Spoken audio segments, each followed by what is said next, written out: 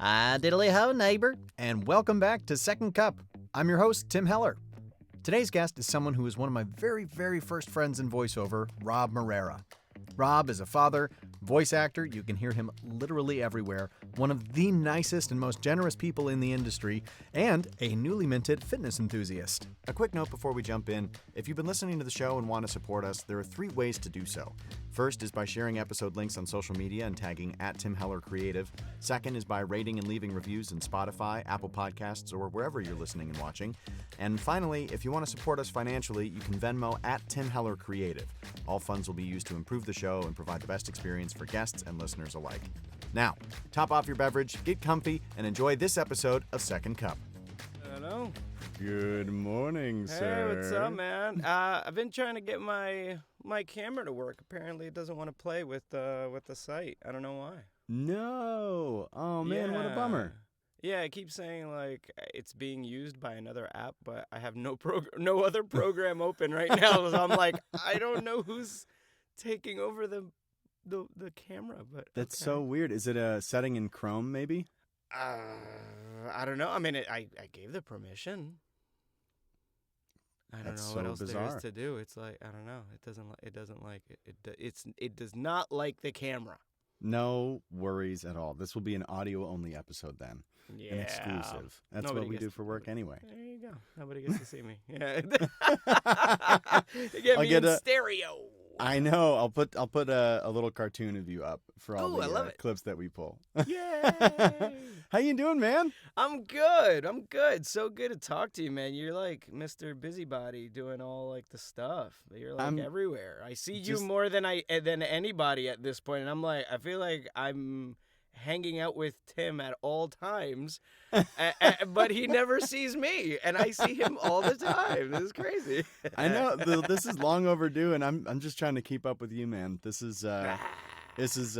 I'm so excited, and another conversation that is far too short for what it actually deserves for a full catch up. So we'll have to ain't that catch the up truth? again Ain't that outside the of truth? this. But Robb, I would love to get everybody just introduced to Yeah. you. You were one of my first friends in voiceover, Yeah, and man. another one of these friends that we've never met in person. Oh which my is God. so funny because You it's just said that. You're right. I feel Right? like we haven't. I know. I know, it's bizarre. It's you and Marco, and then there's a handful of other people that I've met throughout the pandemic that have been I feel like are actual friends, but we just haven't met. Because of that's so wild. COVID. Yeah, and 'cause then of I moved COVID. to Texas. Yeah, right. Not that there's anything wrong with that. It's fine. No, you know. no, That's cool. no, Hey, no. listen, you're making the most out of it. That studio is fire. Thank you so much, man. Fire. That was such a cool process to see come together. It was funny because I saw you doing it, and I told my wife, I was like, wow, I am so jealous. I am so not handy that seeing you like take walls down took my anxiety to like a whole like other level. I'm like, he's tearing walls down. If I did that, I wouldn't know what to do with myself. I'd be like, well I ripped the walls. Now what? Well, I have that was holes. all thanks to my friend George, because he awesome. and his wife came over for dinner one night, and it was the first time they'd been over to the house, and really the first time that he and I had been able to hang out properly. And I was kind of I was showing him kind of my space, and at the time it was my fort that I had halfway in, halfway out of the closet. Yeah. And he's like, "This is cool, man. So like I grew up doing projects like this with my dad. What if I come over next week and we should just turn this whole room into a soundproof studio?" Stop. Wow. And I was like, I mean, yeah, how much That's can I amazing. pay you for your help? He's like, "No, man, it's fine. I'll come over, we'll game, we'll hang out, it'll be totally chill, and I'll help you get the drywall up, and then you just take care of the rest." I was like, wow. "Okay." That is so cool. I tell you, man, you really do meet the people you need to meet at the right time.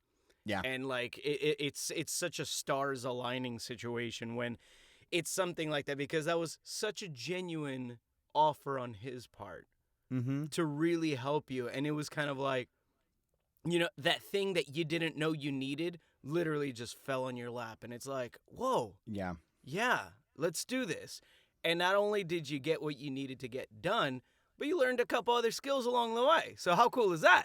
Yeah, honestly, Right? that's the biggest thing is that the confidence the pride in being able to say that like I did this room, Mm-hmm. like I built this That's impressive. with my family and community Yeah, and totally. it just I think doing that versus having a contractor come in and do it or Right. buying something Yeah. prefab that I was looking at that wasn't exactly what I wanted Right. and Exactly.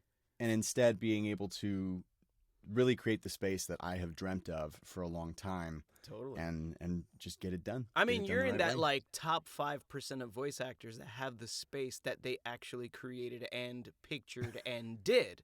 Because a lot of us don't have that. You know, like I know, I guess, what my dream setup could be.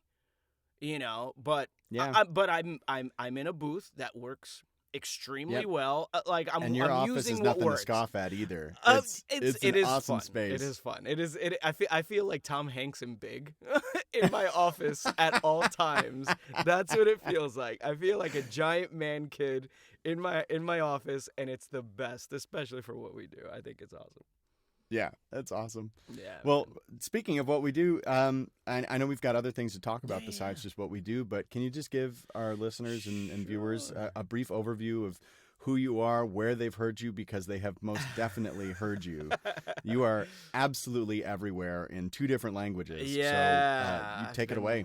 Yeah, absolutely. So my name is Robb Moreira, and I'm a voice actor at like Tim. I've been doing this for a while now. In October, it'll be 9 years. Actually, 9 years. It's funny because I could Wow. go right off my age. I literally did my first workshop at January when the year I turned 30 years old. Wow. That was my first one. So yeah, I just aged myself. I'm 39. So rounding out the decade. And your best years are yet to come. I know I really don't feel it, but it's not so much like 39 feels like X, Y, and Z. It's just like, no, this is what 39 is now. It's very young, it's very vibrant, it's very active. Especially like with my kids, at times they make me feel old, but more often than not, they keep me very young, which is awesome. Yeah. But so besides that, in terms of the work that I've done a lot. I've done commercials for Chase. Yeah, currently you'll hear me as the voice of Norton 360, the antivirus software. I've been their brand voice for the last 2 years now. I do a lot of Popeyes commercials in Spanish, which is nice. Very Yeah. good client. They keep coming back. Appreciate them. I told my wife, I was like, the kitchen renovation we're getting is sponsored by Popeyes, just so you know. She started laughing. She's like, do we have to have like their logo somewhere? I'm like, yeah, we could tuck it behind a cabinet. Doesn't have to be their logo, but it has to be their color scheme, which Right, is orange and exactly. pink. You need oh man, I don't know if I can sell her on the colors, but we'll see. But I've done Popeyes. I've done anime. The biggest anime that I did was Fena Pirate Princess, where I was Yukimaru. With Yu-Gi-Oh! Sevens, which actually just came out recently on Disney. You could see that on on Hulu. Nice. I am Professor Diggs. You will hear me later in the follow-up seasons as another character, but I won't say who. He is yet to be announced, but I do come back. Besides that, I'm kind of all over the place right now. I'm hoping to lock up another project, which I'm very excited about. It's a type of voiceover I've never done, which is really Ooh. exciting for a channel that I've never worked with. So I'm hoping it pans out because it would be a nice one to add to my to the old toolbox, which would be nice. Yeah. Oh my Yeah, gosh. Well, so we'll see. congratulations, Thank man. you, That's man. freaking awesome. Yeah, just making it happen, just doing it, getting out there, doing it, and learning along the way. It's the name of the game. You just got to keep doing it, keep learning, and just keep growing, and hopefully more people hear you. That's the idea. Get as many people to hear you as possible. That are the decision makers, and I've been very fortunate with everybody I've met, for sure. Actors, casting directors, like just everybody alike. I don't know what I've done to stay on people's minds, but I'm glad that I do it because people remember me and they recommend me, and I can't appreciate it enough. Yeah. Well, it also doesn't hurt that you have a winning personality as well. That Stop it. You know just what to say to all the goyles.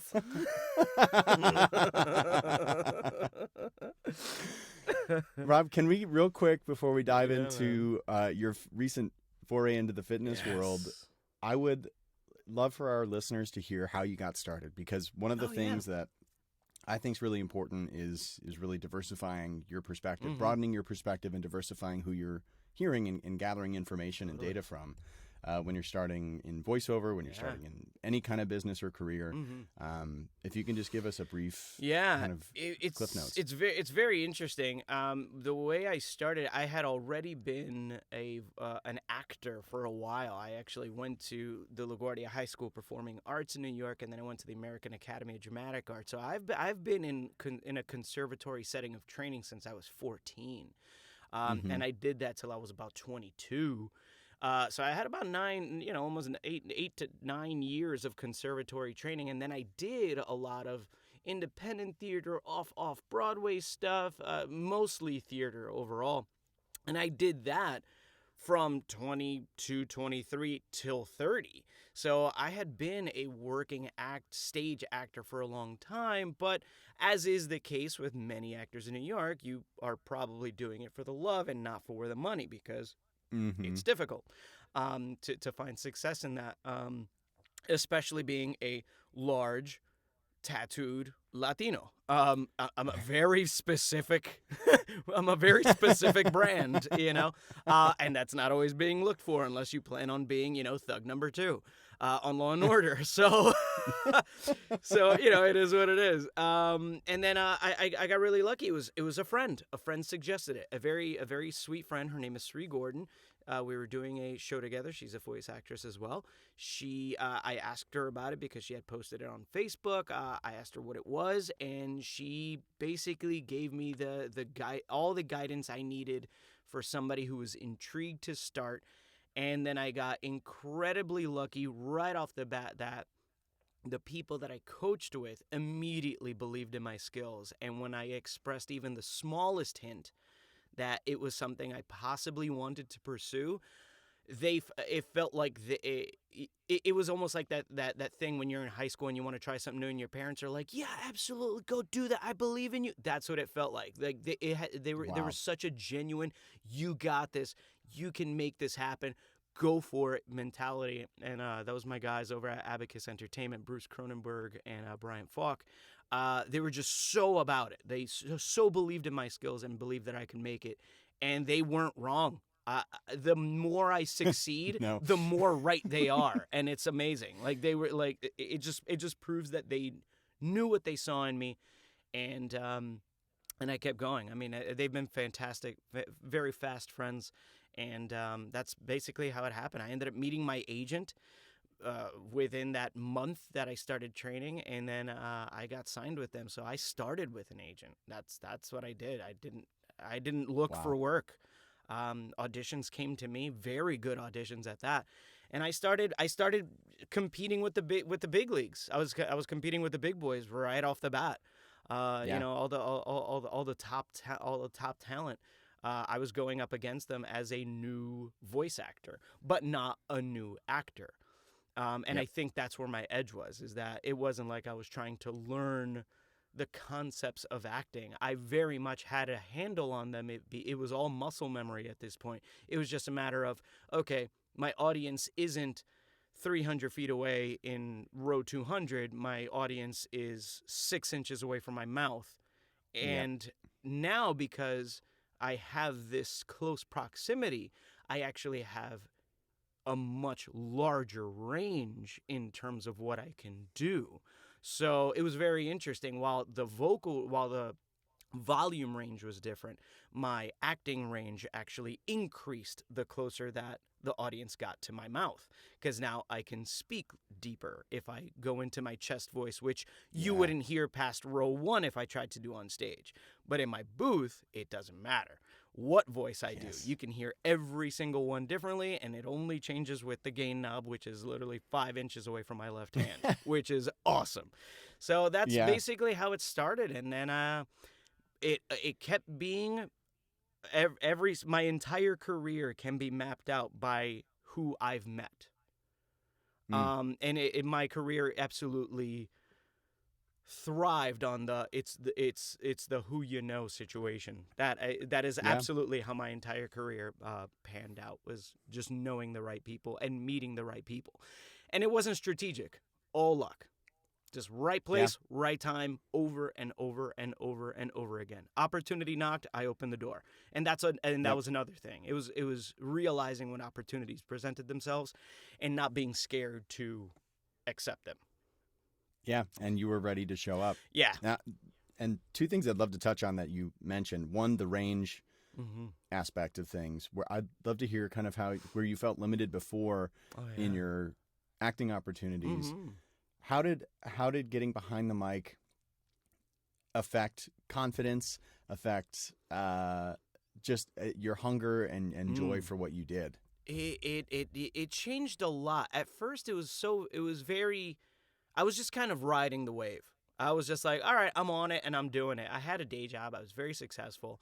In my head, I was like, worst case scenario, I'm currently living my backup. So I'm okay. So like, if things don't pan out, I'll be successful in this, which the pandemic, funny enough, turned everything upside down, because I would have lost that job had I stayed there when the pandemic hit, which is very interesting. But I was like, I'm okay. I'm just kind of riding this wave. And I also wasn't in social media speaking to voiceover actors. I actually never spoke to voice actors for probably the first 3 years that I did this. Yeah. Which actually, while it was a little lonely, because I kind of felt like I wasn't going through this process on my own. Every time I went to an audition, I saw actors, but it felt like I was just kind of doing this on my own. And while it felt lonely, I think it actually helped, because it took away a lot of imposter syndrome that I potentially could have felt. There was no such thing as that, because I never saw anybody that was more successful than I was. There was no comparison, because there was nobody to compare myself to. I went to auditions. I saw actors auditioning. They're clearly not, I don't know if they're killing it. I have no idea. I just know that I see the same 15-ish dudes, and I'm like, we're all in the same boat, because I don't know what's going on. I don't see their social media. I don't see anything about them. So who knows? They could be. I could be sitting next to like a millionaire for all I know. But because I was never exposed to that, I never got into my own head about my skills, what I can do. I was just like, I'm here to serve a function. I am an actor, and I'm here to audition, and hopefully it happens. And I think that absolutely helped a lot, especially in my formative years when I first started, because I feel like that's when we are the most sensitive to critique. Right now, anybody can say anything, and I'm just like, whatever. At this point, I'm bulletproof. I'm like, okay. I'm like, whatever. I'm feeding my family. Yeah, it's like, Rob, you suck. I'm like, cool, thanks. I'm working, so cool, man. it is what it is. I hope you have a better day. Yeah, like, it doesn't faze me. Whatever happened this morning, go like have a donut, exactly. Go for a run. It's like, whatever. But when I first started, that absolutely would have crushed me, especially coming out of the theater world, where it is already a very toxic, scary, kind of ecosystem overall. So so it was very interesting. But the more I did it, and the more I got comfortable with it, and the more casting directors started to know me, I think that's really where the shift started to happen, because I feel like there is a time frame, and I felt when it happened, because it became is Rob here? Like, wait, where? They're looking down the sheet. Rob? Yeah. Oh, there he is. Okay, cool. It went from that to Rob. Oh, hey, there you are. Come on, let's go, Rob. And that small shift was huge for my confidence, because I was like, oh, they know me now. I'm in, like, I'm a somebody now. They know who I am. And then it went from that to and I still remember this as a casting director, Janet Eisenberg, fantastic woman. I remember going to her, and and I walked into one of our auditions, and she said, "Oh, thank God that you came in here. I really wanted to get you to read for this. Why don't I see you more? You know what? I'm going to tell your agent, because I need them to send you for a lot of my stuff. So I'm going to make sure I do that." And that was another huge one in my career. I was like, wow. That's it. Wow, this is so cool. Like, she knows what I can do. This is somebody who's only known me as an auditioning actor, but she knows what I can do. So much so that now she wants me to read for her stuff. Man, how cool is that? And those small things, you know, I hung on to them. They really made a huge impact on my skills. And in developing that confidence, it made me more confident in my reads, because then it solidified in my head, you know what you're doing. Just keep doing your thing. It doesn't mean you're going to book, but you know what you're doing. And when you fit the right spot and the client hears it, you're going to get it. And that's basically how I've always operated. You know, I never hung on to rejection. You know, it's part of the bag. You know, you're gonna get rejected more often than not. And when you book, it's like, cool, they heard something they liked. It's not that I was the best actor, I was better than everybody. No, it's just I am superior. Yeah, no, it's none of that. It's just they had a voice in their head and they can't describe it. They try. They describe it as best they can. And I was that voice. And they heard it and they booked me, and that's all that happened. Nothing more. Yep. And those little bookings and those people that believe in you can help be that little Jiminy Cricket in the back of your head when times are hard. Absolutely. And just having those little checkpoints along the Especially way at the really beginning. help you. You know, you get a lot of dead zone in the work. You know, there's a lot of slowdown. And you just got to push through that. It's not that you're not good. It's just that you are new. You're not established. You haven't. You got to develop proven. your skills. You got to develop your network. You got to develop all of those relationships, whether it's through pay-to-plays or showing up for auditions. Anywhere. And it's even different now than when I started too. And I feel like I just started. And I feel like just this past 2 months, I've reached like another level of building and growing my business. And so I feel like I'm starting over again. And it's all so different, especially because, you know, like I'm getting these auditions for New York and LA projects still from my agents in New York, but I'm not there. And so it's figuring out. I had a conversation with my agent recently, like, we need to figure out like what your in is. And like, now that you're in Texas, like you should be doing X, Y, and Z.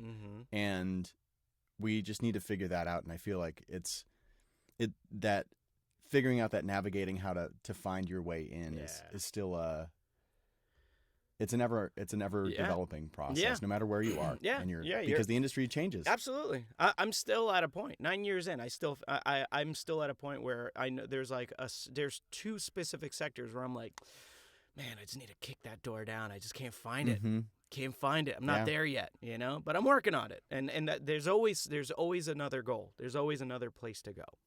And I think if you maintain that mentality, that continues to drive your success. It's like a game with unlimited DLCs. That's exactly what it is. It's what makes it fun. Yeah. I mean, and that's what works for us, you know, because that's what keeps us engaged as people in our personal, you know, is that, there's more to this thing that I enjoy doing. That's ultimately what it is. It's our career. Yeah. And that's what keeps us motivated. Yeah, for sure. Now, even more impressive than your career is what you've done with your physical health in the past year or two. Yeah, 2 years. If you can, I know we're running out of time. I can't believe that this has gone so quickly, but that's what happens when you haven't talked. I know, right? However long. But just tell us, like, from the beginning of your journey, like what triggered you to make these huge changes in your life. And that slow process of taking it day by day and where you're at now. Ain't that the truth? It was August of 2020. So just a little. Actually, it was probably. I'd say the 2-year anniversary was about a week ago. Wow! Congratulations. Thank you. And I was 363 pounds at the time. Very large boy. And I've always been a large guy. I've always been fairly athletic, so I always carried myself very. I was a big presence to be around. I was also very heavy, and but I wasn't necessarily like, I have a knee issue because I had an ACL surgery from a while ago. But I wasn't like, my back or like there was no health issues. My biggest health issue was my blood pressure. And even then, it wasn't like it's like scary high. My doctor always said, like, it's a little up there. You know, lose a couple pounds and you'll take care of that. Okay. But that was about the worst of it. I didn't feel bad. It was, I felt okay. I felt good.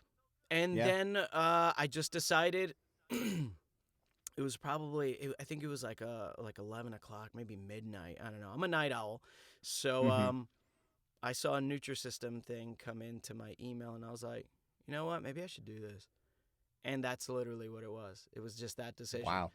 There was Direct marketing emails work, yeah, everybody. Living totally proof. happened. Totally happened. I was like, maybe I should do this. Maybe I should do this. Yeah, you know what? Screw it. Let me do it. And I ordered it on the spot. And that was really about it. There was nothing else to it. So I did that, and I lost 60 pounds on Nutrisystem.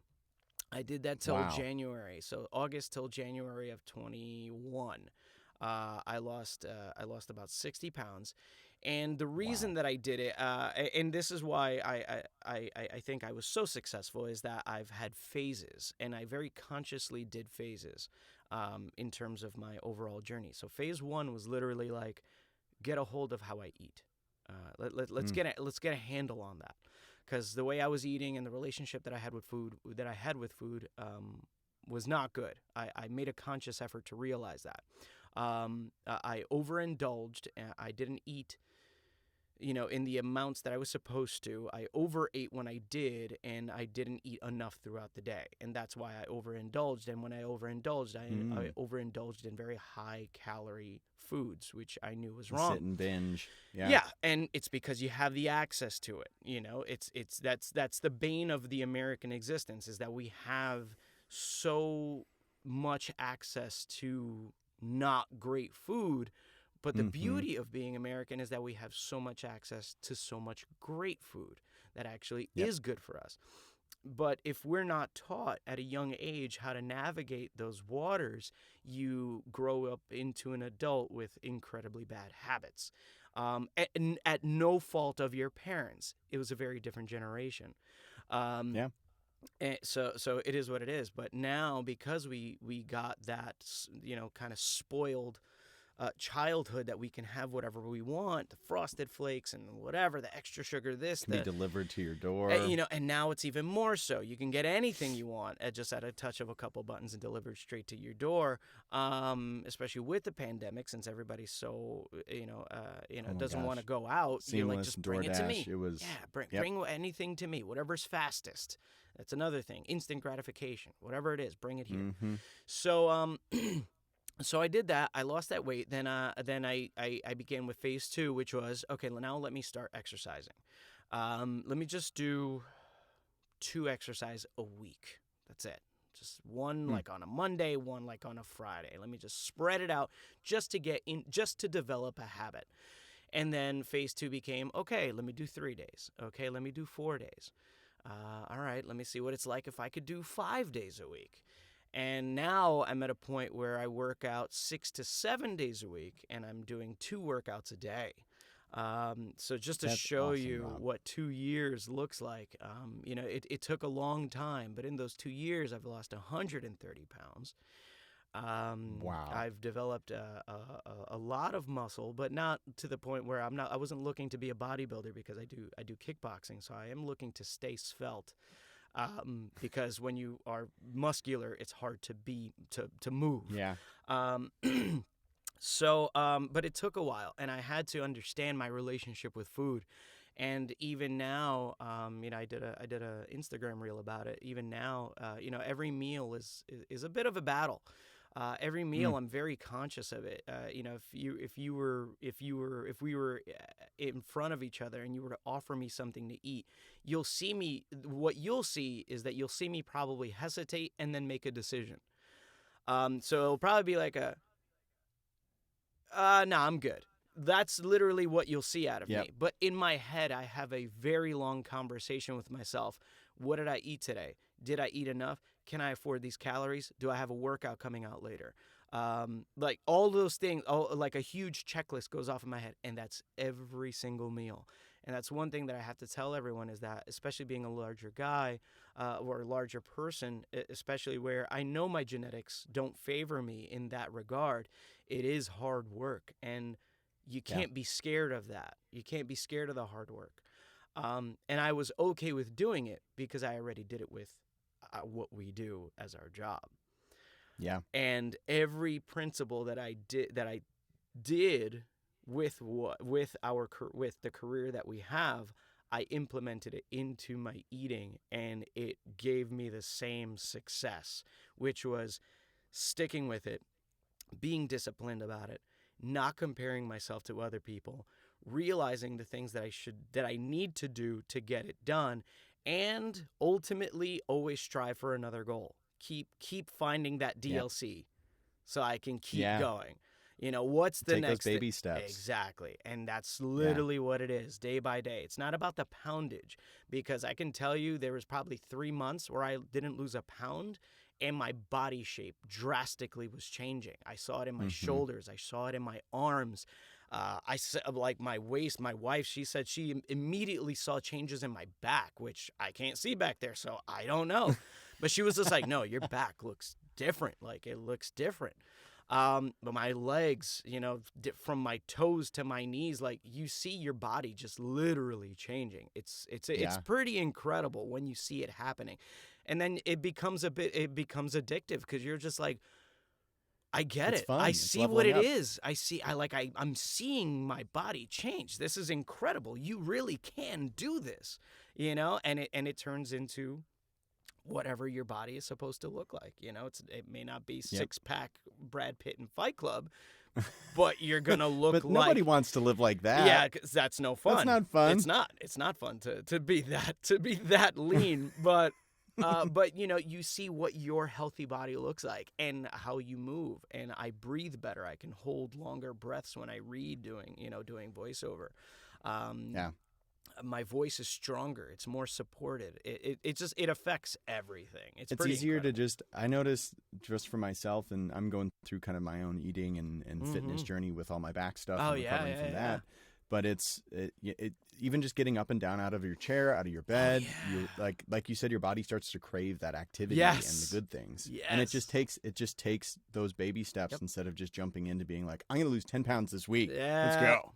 It's like, no, you can't go. You can't go that hard. It's like you got to start in small. It's not sustainable. Yeah, it's not. It's not. You have to find the amount that's good for you. And then find workouts that you enjoy. Find low calorie foods that you enjoy. You like, make it okay for yourself. And truth be told, I eat pretty much anything. I haven't limited myself. I've done keto. I did Nutrisystem. I did a couple of different meal plans. But ultimately, the one that was sustainable for me was just don't eat like a jerk and monitor my calories. That's what's worked the best, But that's what works for me. Everybody's different. Yeah, and it's going to be Everybody's different. It's just like building your career. It's just like building anything. It's got to work for you. It's got to be sustainable, and you got to be able to pivot and change with it. It always looks different for everybody. I can't tell. I'm telling. I can wax poetic for an hour about how alike doing my voiceover career and my fitness, how much of it actually aligned, even though they completely have nothing to do with each other. It's very interesting. Yeah. Well, Rob, I feel like we're definitely going to need a part 2 with everything, because I feel, we have in the past, and I feel like we could right now just talk for hours about anything. Before we wrap up, I've got a couple quick fire questions for you. Let's do it. All right, 1 to 2 word answers, just whatever's top of mind. Got it. When was the last time you belly laughed, and why? Yesterday, because my 2-year-old is hilarious. Awesome. Who inspires you right now? Ooh, Andy Frisella. What's a nickname that your parents used to call you? Helmet.